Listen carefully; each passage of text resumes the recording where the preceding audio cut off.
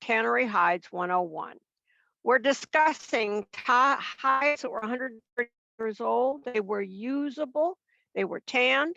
The side that you are seeing here is the Beaverkill Valley and what was Trout Valley Farm. And this is where it is all going to be taking place, not at the farm itself, but the area.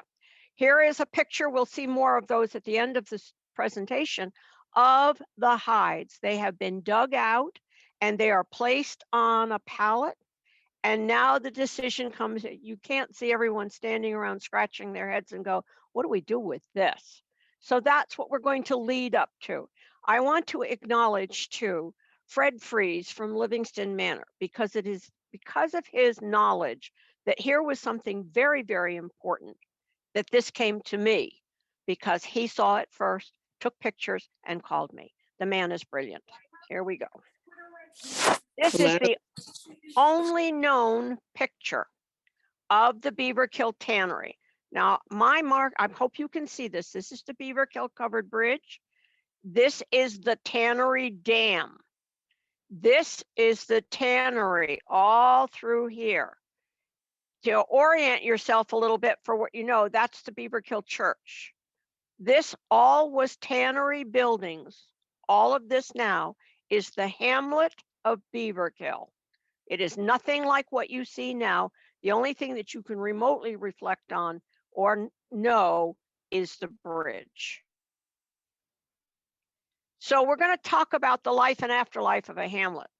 And I will get right to the point. It is not a little pig, okay? But it is a settlement that is too small to be considered a town or a village. It probably was a wannabe years ago. It is a place that industry starts.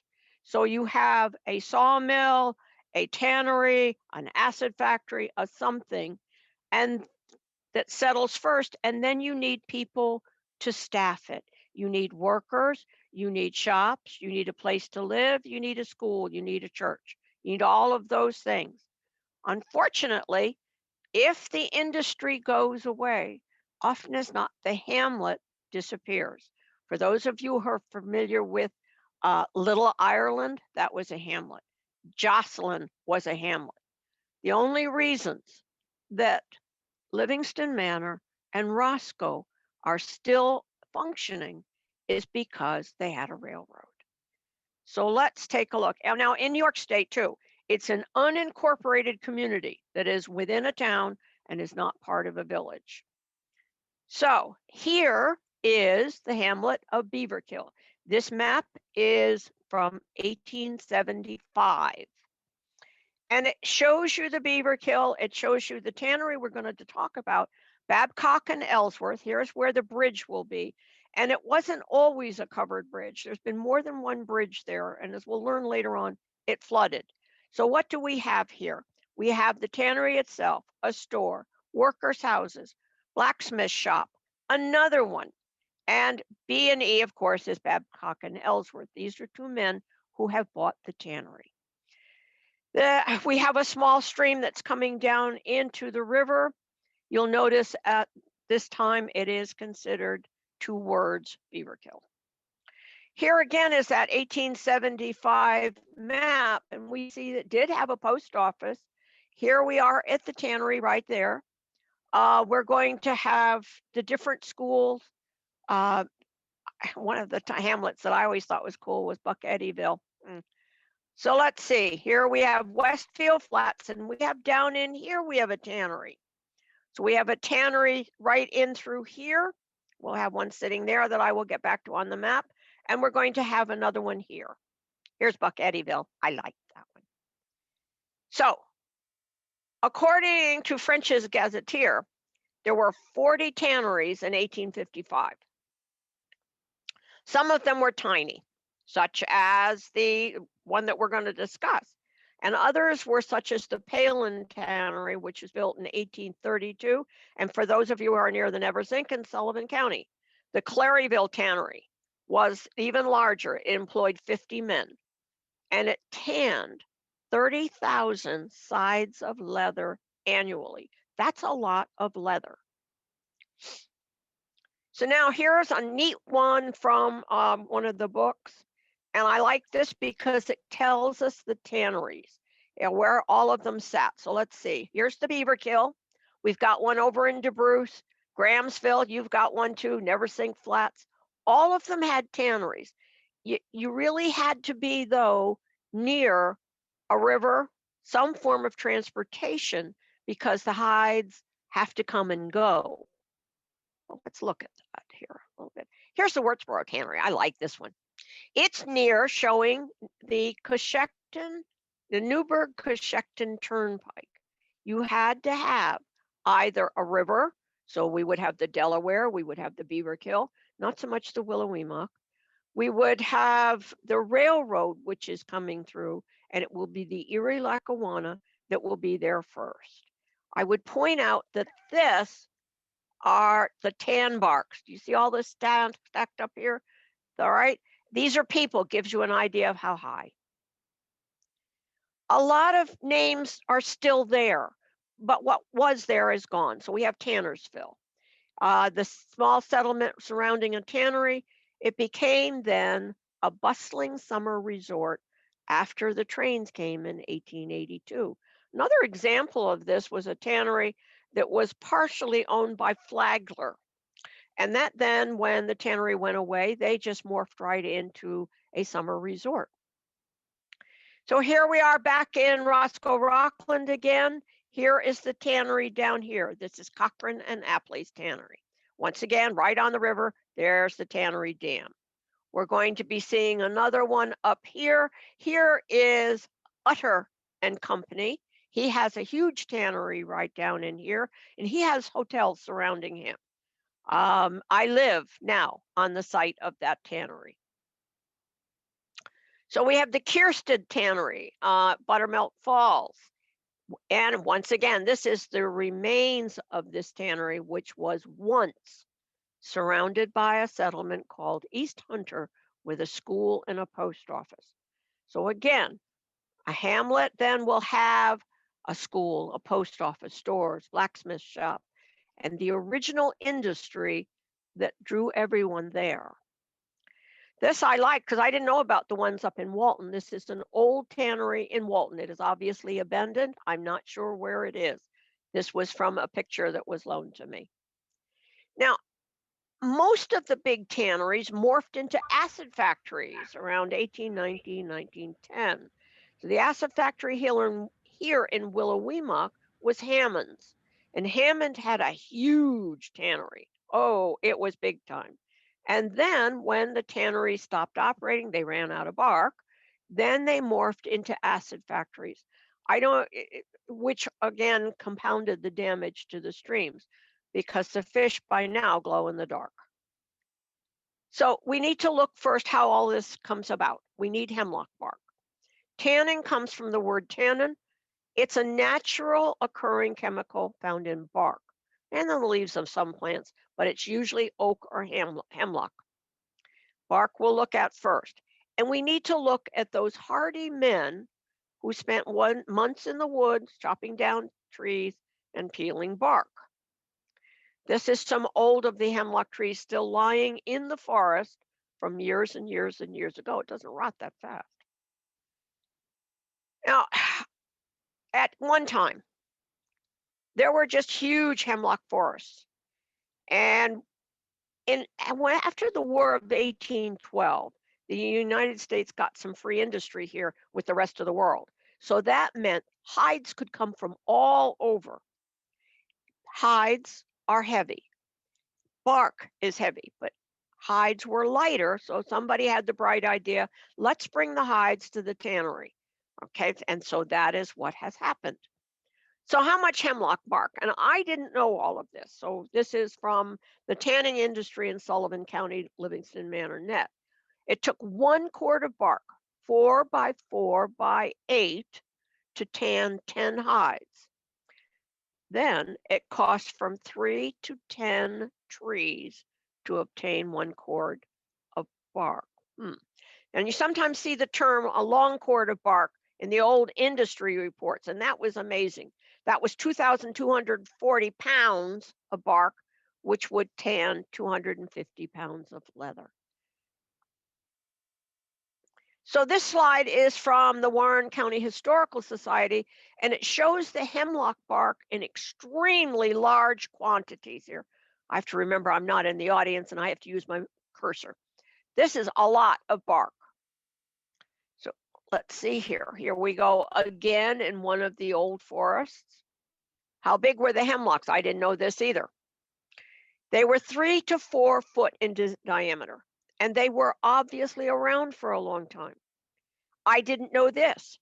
Western hemlock can reach up to 50 or 60 meters or 197 feet. Alexa gave me that information. And its normal lifespan is from 80 to 100 years, but it can live up to 500 years. So when they were in those forests, when they were opening up Sullivan County to the tanneries, they were looking at virgin forests. Here again is an old woodcut showing them out in the forest, and they are gathering the bark. It was done during the, here we go. All right. Yeah. Some girdled the trees. This is how they got it. I like this part. And when the bark was loose or slipping.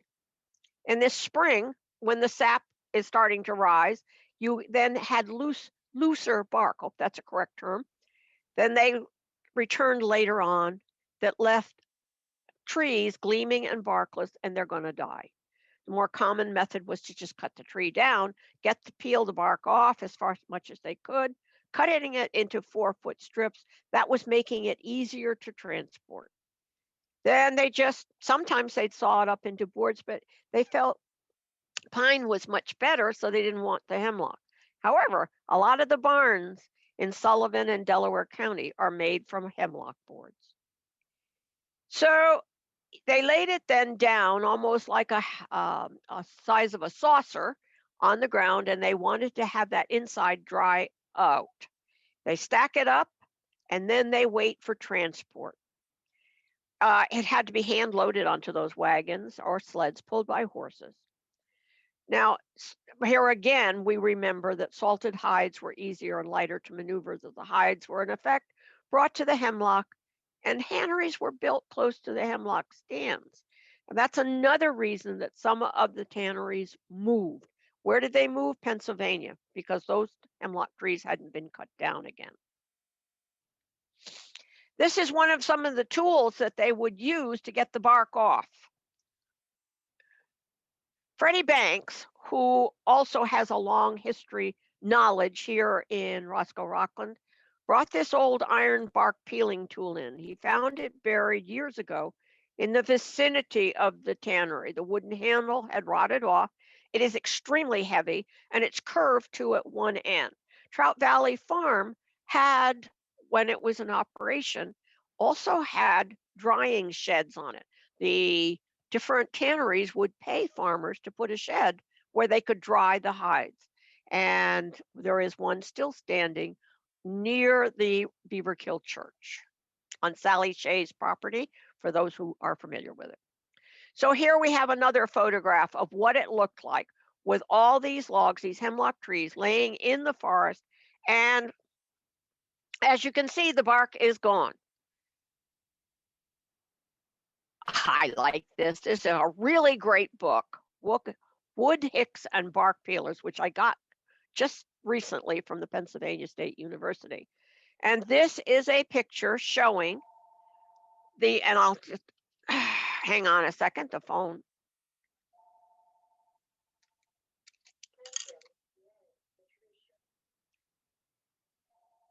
Hang on, sorry about that. I can't do the live.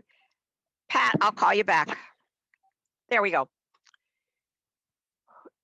I should just a quick word about this particular picture. A woman found in an area, she was looking at sale items in a garage sale. She found a box of what she saw were simply pieces of glass. She thought that'd be great for picture frames. But when she actually got them home, they were prints from a photographer who had documented the tanning and the wood harvesting industry in Pennsylvania all those years ago. So the book just came out showing what life was lived there. And I thought, wow, if you'll notice, there is a lady here, there is a child. So this is probably a family unit. This has been built and it's pretty primitive. Here again, we have more tools. Here we have a picture showing them actually doing it. Look at the size of that hemlock. That is absolutely huge. Now that also means that there had to be wood choppers. That's what they were called at that time. And they would go out with a team of horses and they would chop down these trees. I don't think this was a quick process. And then they are out here now. They've chopped a tree down and they are peeling the bark off. Here's a colorized postcard of bark peelers.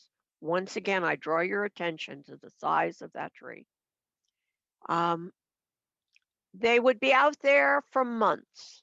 And then when they had enough bark, they would bring it in by sledge or sleigh or wagon into the tanneries themselves. Later on, some of that wood will be used for the acid factories because someone had a brilliant idea of, wow, all that wood's laying out there. We need that 4-foot wood to make acid. Let's go. So this is a bark sled in winter. This is from the Adirondack Museum at Tupper Lake. When they have got horses in the winter. Here is the bark. Now, this is an aside.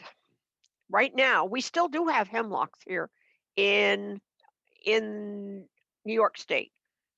According to Cornell, we have more hemlock trees than any other state in the nation.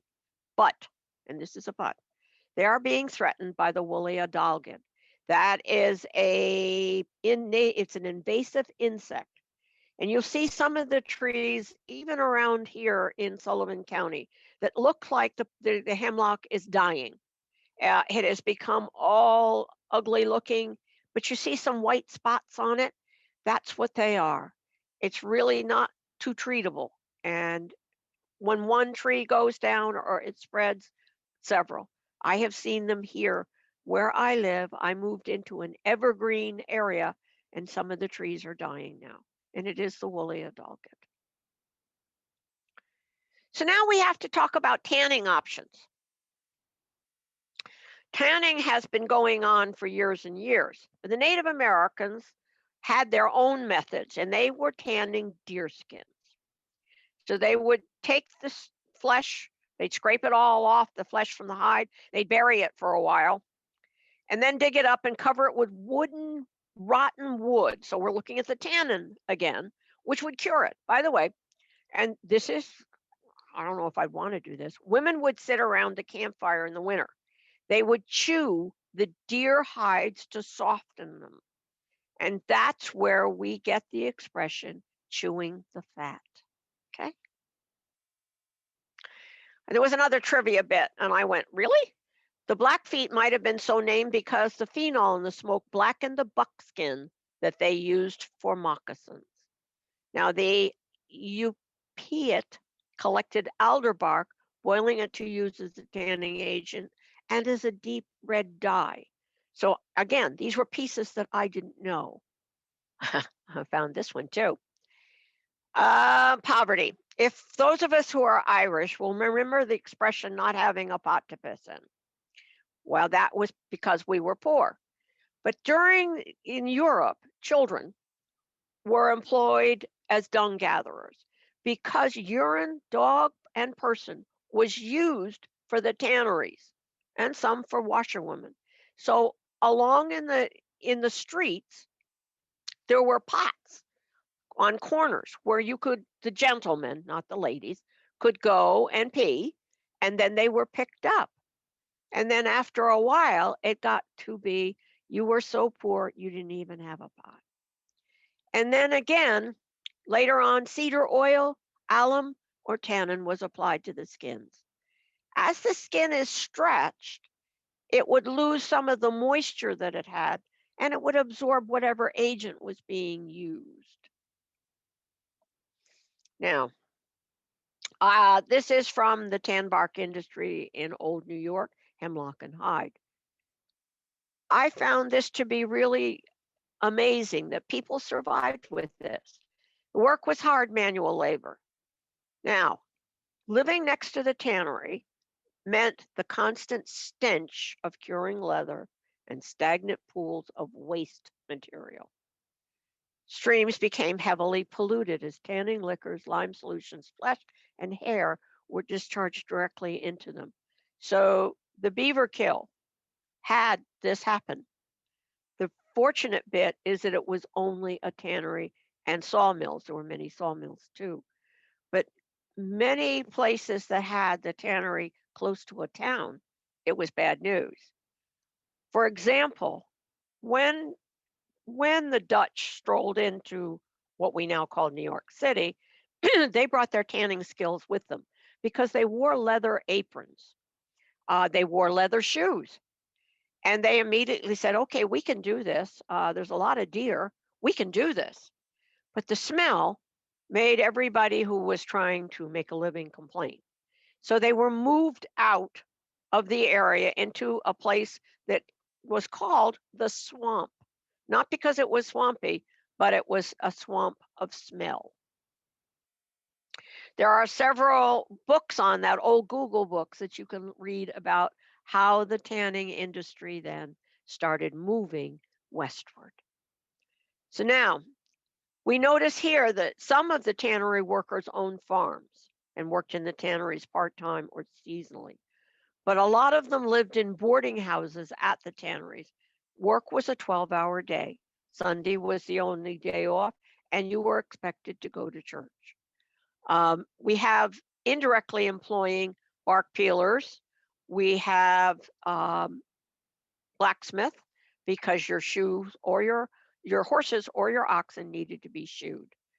Now, the bark peelers set up camps during the spring peeling season, but they had to have some place to live during the winter. Now, we're going to have some techniques here. How do we do this? So you've got your hide. You soak it in an aqueous or liquid solution. Process is often called liming when you use lime and water, or bucking when you're using wood ash, lye, and water. The hide is then scraped over a beam with a somewhat dull knife, then usually left to dry, stretched on a frame so it dries flat. I can talk with this mouth. The two aforementioned solutions for removing the hair also act to clean the fiber network of the skin, which allows the tanning agent to penetrate it. Again, going back to when you dried it, you didn't have all that room in a small tannery. They did have drying sheds, but this particular one was paying some of the farmers to put a small barn up so they could have a drying shed. Okay. Now, I'm going to read, you can look at this, but I am going to read a small part here. Okay. To know when the hides were ready to be taken from the sweat pits, workmen rubbed a thumb over them. The odor on opening these pits was terrible, and the hartshorn made the eyes run. If hair could be rubbed off with a thumb, the sides were ready to be milled or pounded to remove the bulk of the hair. Beam hands went to work using a flenser, worker, and a big knife to scrape and clean any remaining hair from the side. Now, then the hides were treated to plumb them, opening the pores to the leather would take a tan. Handlers put them in one by one flat into a vat, and then a shovel full of tan bark was scattered on each one as it sank so that the hides didn't get too close together. After 3 weeks, the sides were turned over and the liquor was made stronger. And again, at the end of the 3 weeks, the hides were changed and laid down in strong liquor for 3 months. This ended the tanning, and the hides were put in a loft to dry. When they were dry, they were scrubbed and treated with fish oil and hung up again for a short time. They were taken down for the last time and treated with tanner's oil and rolled for easier shipment. Did you catch that business about the fish oil? We are discussing a really strong odor. It hung over every single area where there was a tannery. Now, this is from a Wikipedia image, and it is from France. And this is showing them doing with the flensing here, bringing them in and the men working. This is a small tannery. Here we have them pulling them out of the pit. Here is a flensing knife. And here again is the exact how they were doing it. They are scraping the skin, the hair, to get everything cleaned off down to the hide. Here are more tools that a tanner would use. Each tanner, each person working inside usually kept their own tools and guarded them very carefully. This is from a tannery out in Pennsylvania, and it is a more modern day picture, but again, it shows the hides now have been tanned and are folded up and getting ready to be shipped. Now we need to look at the tannery that we're discussing today. And I had to go back and go, whose tannery was there first? Because there was another name over the old map, and that was the Waterberry Tannery. We think it started around 1832-ish. It could have been there longer. We know that the hides were brought over the Hunter Road.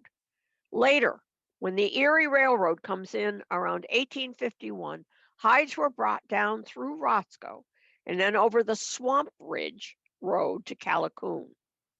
A toll road was later built down in the valley, and it became the Gulf Road.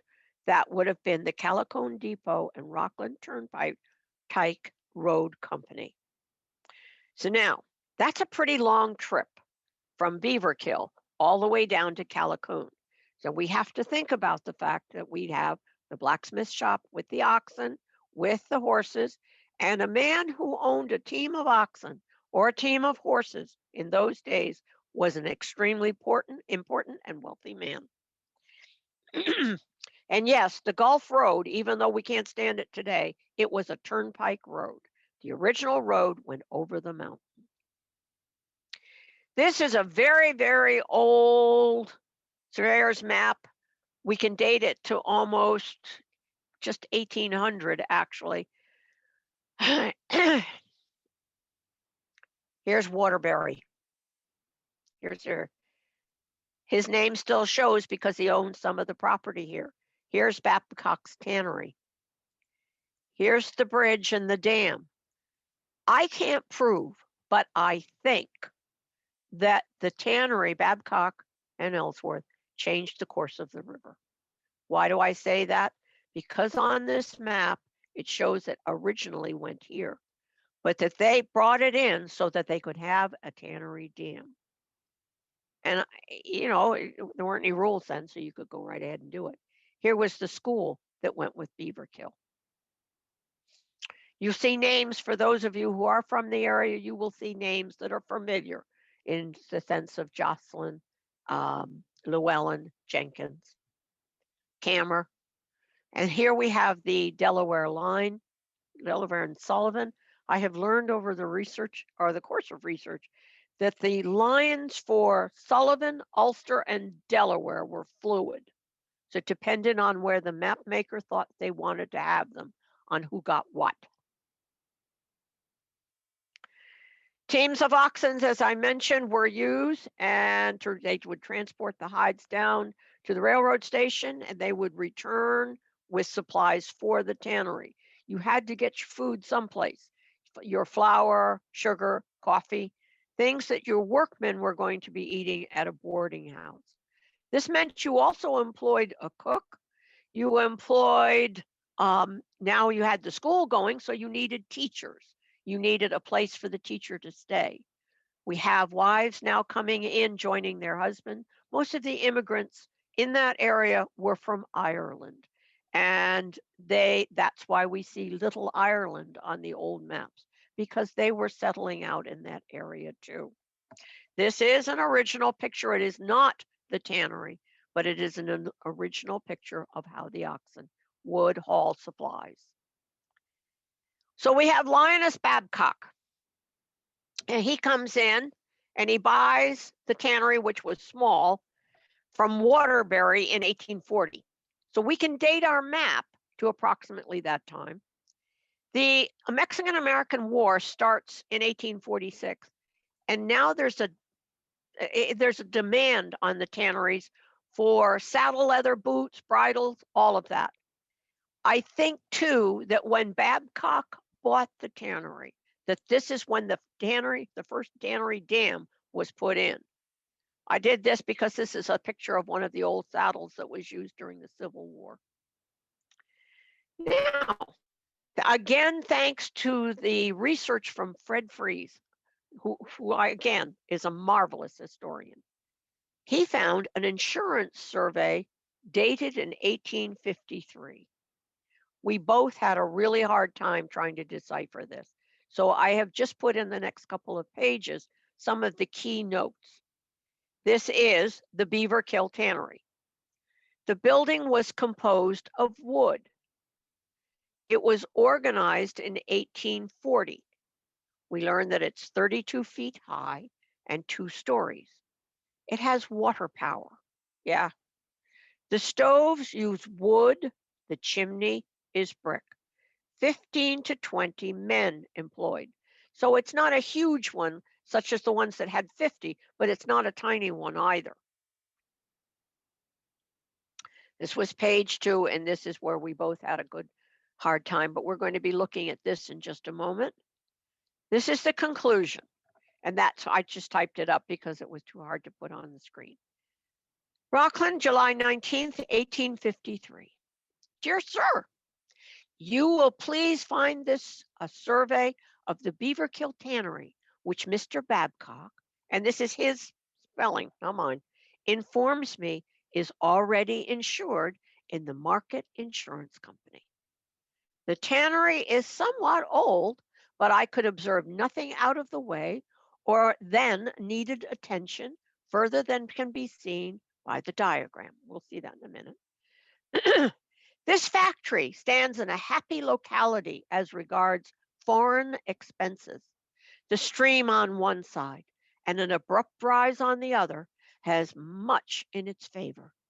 Mr. Babcock, who established this tannery, is now establishing another, and brother takes charge of this. These men have good expectations. Yours truly, M. Slavany. There was a small diagram. So here is I'm going to read what was on it. Off to the right, we have a bark shed. Below it, a carpenter's shed. The bit on the left says 80 feet up the hill, equal to the height of the Tannery Dam.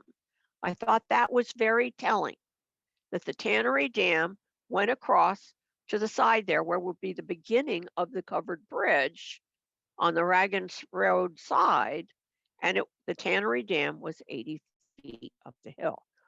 Also, the form asked about a night watchman being there all night with a lantern, and the answer was yes. The place also had 30 fire buckets, and they were leather, or I don't think that they were iron. So here we have a bark shed. We had the yard. We have here where they would be rolling them, bark, grinding. Here, this is just the men's name, and here we have the side going up. There was a something heater substituted. We had a hard time with this, and the pipes, high tops, and the framing building. Neither Fred or I could get through this. This is also, besides that picture from 1875, the only way we know what was there. Now, was the work fairly safe? No.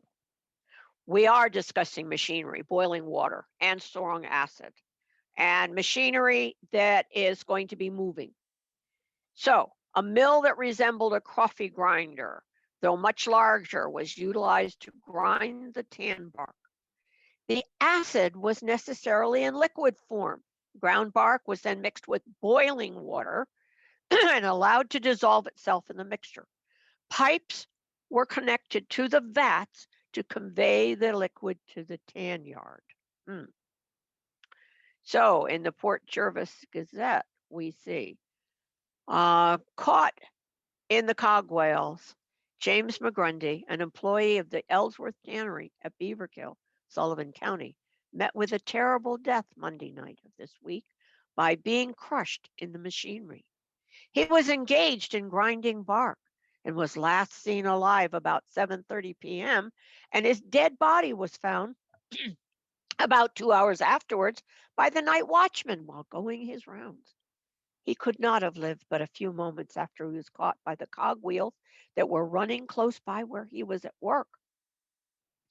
It is thought that his right arm was caught first, as that member was torn from his body at the shoulder, and the upper part of his body and head was also badly mangled.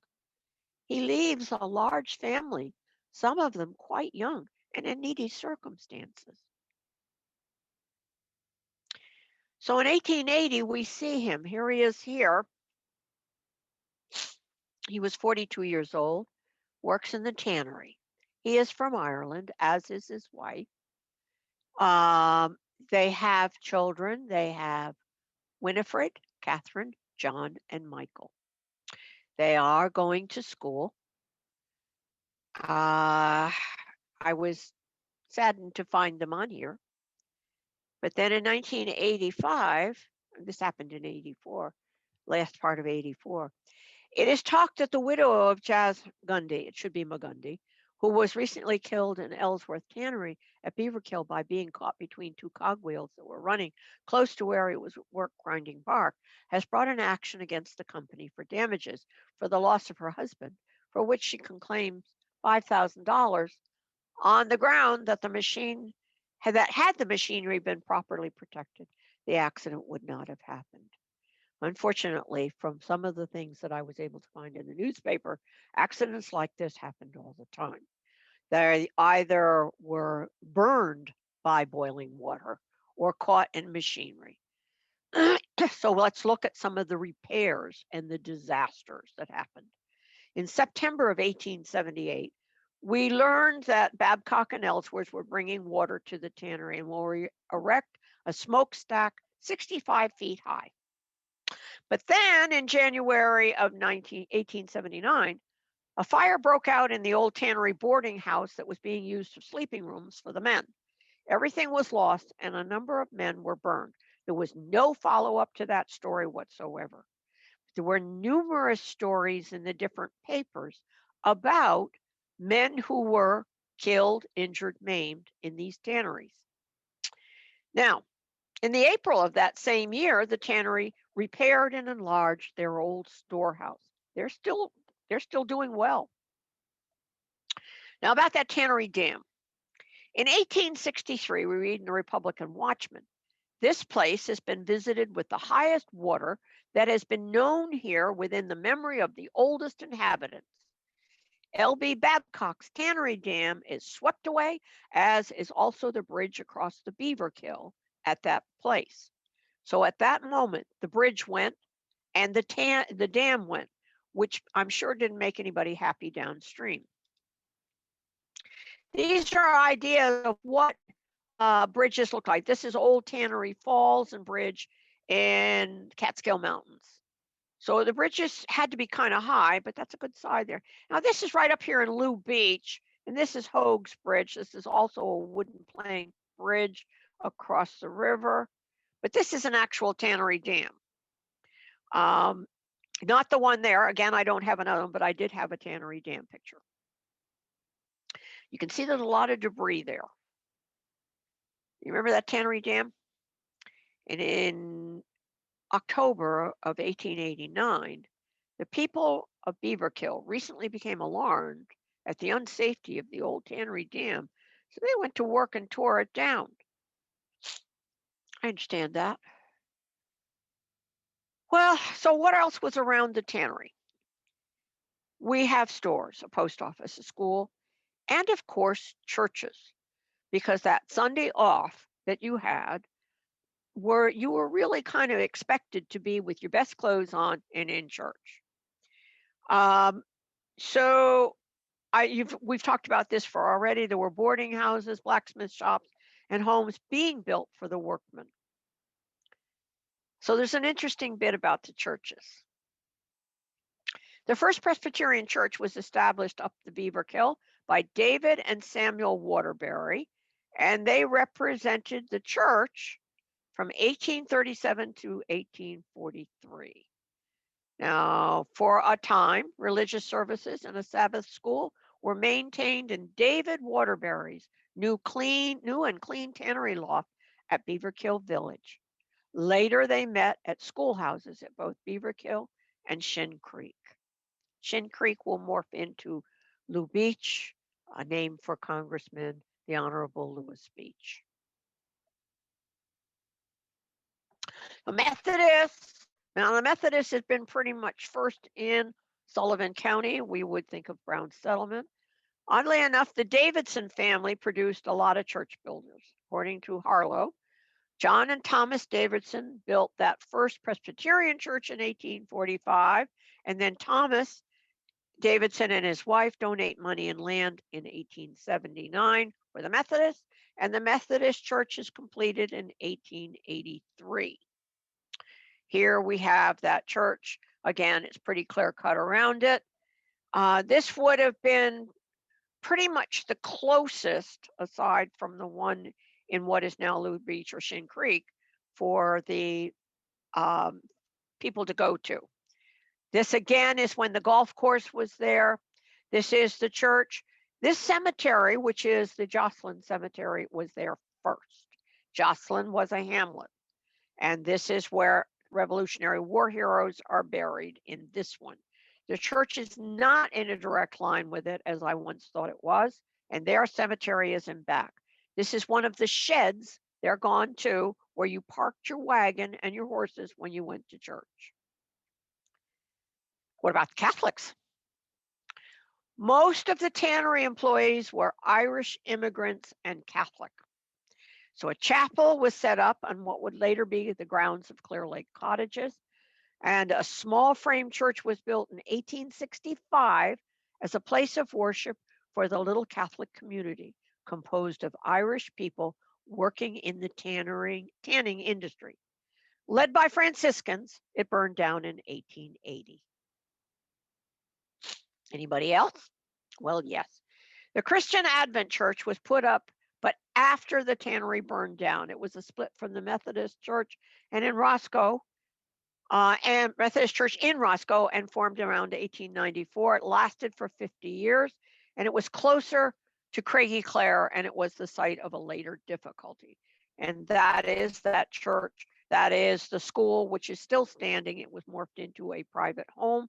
And if we are thinking about it, the castle, which we are all familiar with, will be back up that way. Interestingly enough, schools were used in a pinch for Sunday school and for church services, but mostly for Sunday school because it was already set up as a school building. So that meant you could teach because it is Sunday school. So this is Acidalia, this is long gone, this is the school, and this is a picture of the Sunday school. This is the Sunday school teacher and her pupils. And this, by the way, is in 1884. Here we have another school building. We are not sure exactly where this is. We only know that it is very old. Once again, a one-room schoolhouse, kids of all ages. We know that some of the schools, we have it's confirmed, I think, that the school on 206 that's being rehabilitated was organized and put there to help out for the Polish immigrants that were staffing the tannery on Springbrook. Now, folks were farmers. This is a little bit later too, because he's got a nice leather belt. But this is a farm, chickens. Now we need to get up to the point of what we've been talking about here, the horrifying danger of fire. The drying bark, wood dust, chemicals. the fire department's a good distance away, and that hose wagons are horse-drawn, and we are discussing lanterns. So I am reading the next bit. This is a fire in September of 1883, and this is in Oswego. The great Tannery fire is still smoldering, and fears are entertained for the safety of the Salisbury house and several dwellings. The hand engine from Pulaski had come to good service, but their difficulty in getting men to man the brakes. The 1010 train brought a steamer from Watertown with 30 men, and soon there were 4 teams playing continuously on the fire until 4 o'clock this afternoon, at which time the steamer blew out a flue and had to be drawn off. The hand engine was again put in motion, but at this writing, great fears are entertained of trouble from the large bark piles, which were a mass of coals, occasionally throwing up flames. Should the wind remain quiet during the night, there may be no further loss. Interestingly enough, when I was hunting through for fires, we found 2 in Monticello, in the Monticello Sullivan Reporter. The Monticello Tannery burned to the ground, wiping out remainder of once flourishing industry, destroyed in hot fire early Friday morning on July 25th in 1924. The entire village of Monticello that could make it at all saw the old tannery burn down Friday night about 6:30. Many Monticellians grew up with the tannery. Many older residents worked there for years. It employed at one time around 125 men. 3 years ago, it shut down, and John Campbell and Company sold it to Carlton Brothers of Monticello. So, fires were a terrible, terrible risk. People died in these fires. There were a number of them that I found, especially up in Otsego in Delaware County, where there were fatal fires. People couldn't get out in time. So now, on April 9th in 1885, the Babcock Tannery at Beaverkill, owned by the Ellsworth Company, was burned last week. All the outbuildings and 2,500 cords of bark were saved. A considerable quantity of leather stored in the tannery was burned. The property was partially insured. The fire is supposed to have originated from the furnace, although the bark grinder and the night watchman were both in the tannery at the time. Their combined efforts could not extinguish the flames. The loss is very heavy.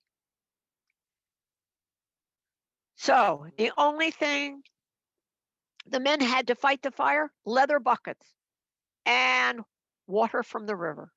Roscoe and Livingston Manor both had hose carts pulled by horses.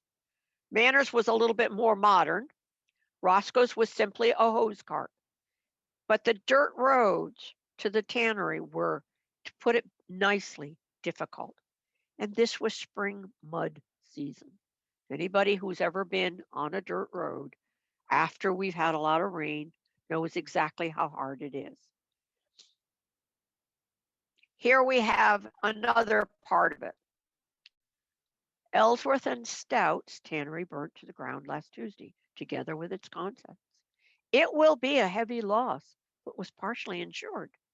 The tannery was an old landmark, and it was first built by a Mr. Waterberry and run by him for some years, and then Babcock bought him out. And after Mr. Babcock's death some 4 years ago, his interest was purchased by Mr. Stout of New York.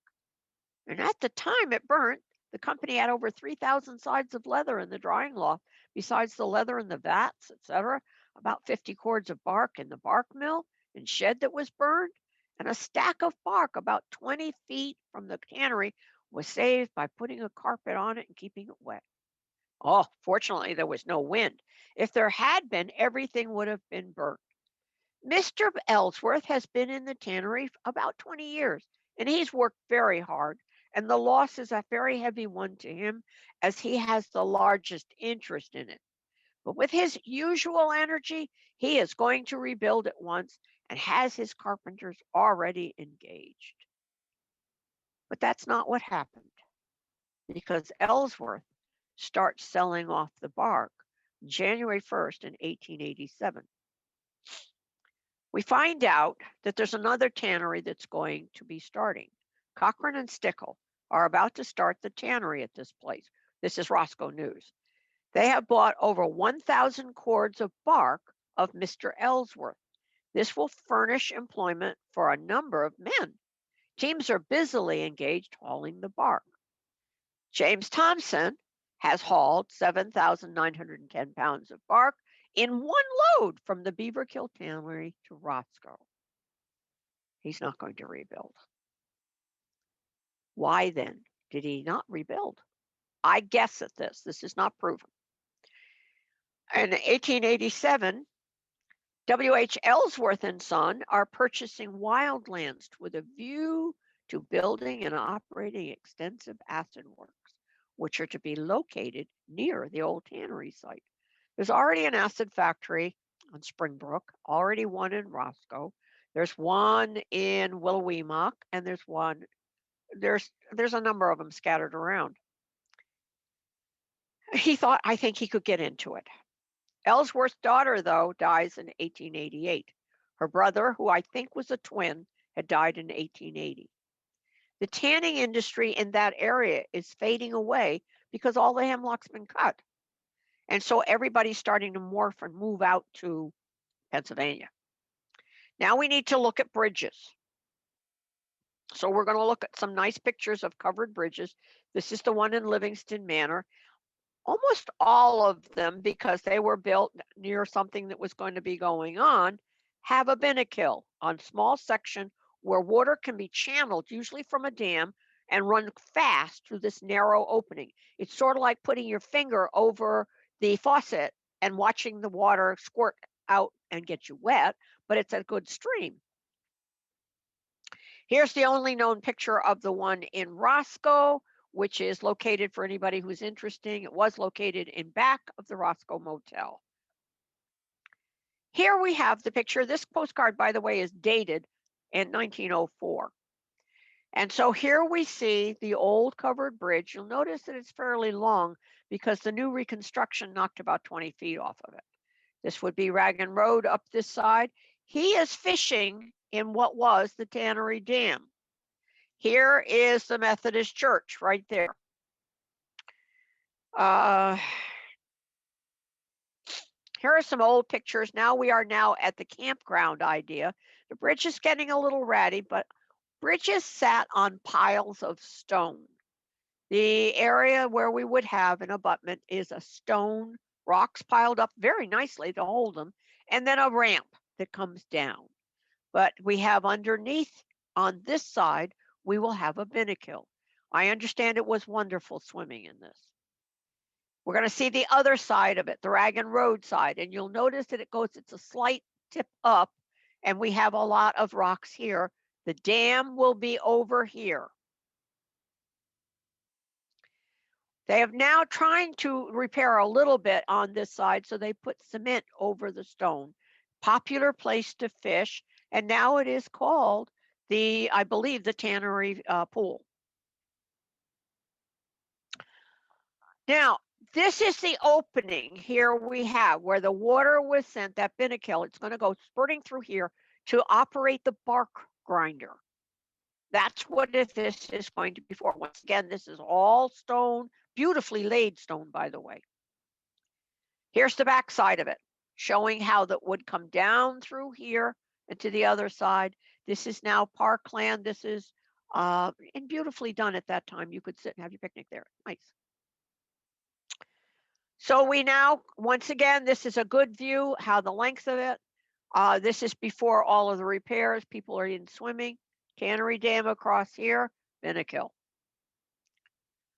But the bridge was in kind of sad shape. Some of the boards were broken and it wasn't all that safe for vehicles. It was built for horses and oxen. It was not built for cars. Covered bridges were done too because if you had a lid on top of the bridge, the boards didn't rot that fast. You didn't have to replace them as much. Courting couples loved it because you could step inside the bridge and steal a quick kiss and then walk out the other side. So they decided to make some repairs, a lot of repairs. That included bridge ramps on both ends, but especially the one going east into the area of the old tannery. So we're starting repairs. As you can see, we shortened it down a little bit. We've got a nice roof on there, new sides to it, but we have taken all of the stones out from here down.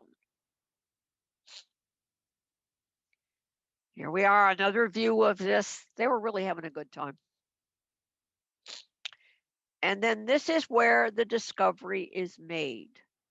Because as they're digging, and they're digging out holes, where's my cursor? Here we go. All through here, digging out holes on either side, they discovered a pile of hides. A pile of hides that had been put in there, most likely that night or day of the fire. What I guesstimate happened is that because they were in a hurry, that somebody dug a quick hole and dumped them in. They might not even have been buried deeply, thinking that they were going to come back and get them later on. So here they are. What to do with these hides, this huge cache of hides that have, those are not my sneakers, that they are there. And so Fred again came and took pictures of this and said to me, do you think we could use them? Yes. The Rockland Town Department came, got them onto a pallet, and took them to the town barn. At that time, we were trying to figure out, well, they're all frozen together here. What do you think should happen? We thought maybe we should take it to a taxidermist to see if they were still usable. What kind of hides are they? And so we did. They were sent to She-Wolf Taxidermy, who said they were bovine, and yes, indeedy, they were usable. They were in pretty bad shape, but they were bovine, and they had been fully tanned. We then took them again to the town barn, and there you could definitely see some of the charred ends. So they were in the fire, and you can see all down through here.